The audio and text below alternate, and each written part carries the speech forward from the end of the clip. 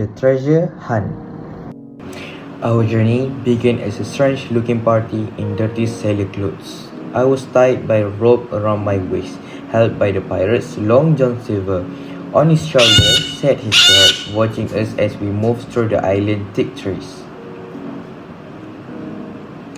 When we reached the site, the pirates became frantic. They leaped one after another into the deep pit, digging wildly with their picks and shovels. They threw all wooden board aside, expecting to find 700,000 pounds. Suddenly, Morgan reached down and held something up angrily. It wasn't a chest of gold, but a single 2-piece guinea. The pirates roared in fury, realizing the treasure they had fought for was gone.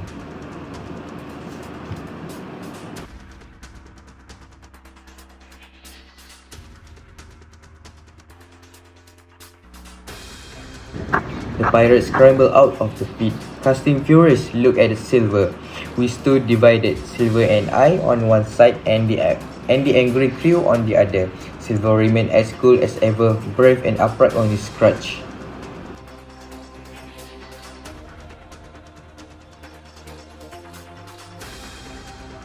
Sensing the danger, Silver whispered to me, "Jim, be ready for the trouble."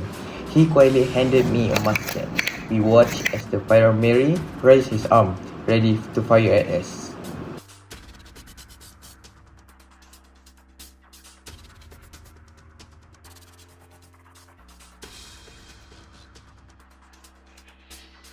Just then, crack!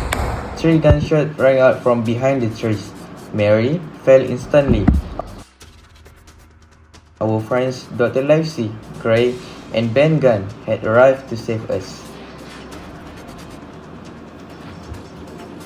Terrified, the remaining 3 buccaneers turned and ran as fast as they could, disappearing through the open plateau toward Mizzenmast Hill.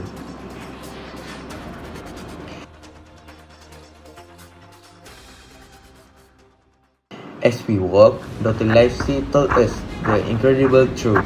Ben Gunn was a true hero. During his lonely time on the island, he had found the treasure months ago and moved it all, piece by piece, to a secret location.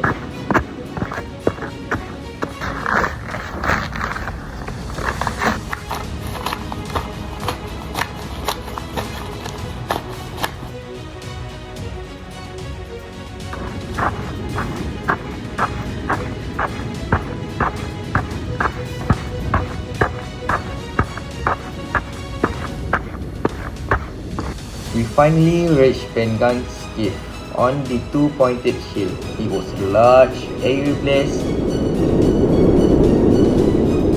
Inside, a little spring flowed into a pool of clear water, surrounded by green ferns. We entered the cave and met the squire. There, in a far corner flickered by the light of fire, I saw a drill, heaps of gold coins and bar of gold. The treasure was finally ours. That's all from me. Thanks for watching.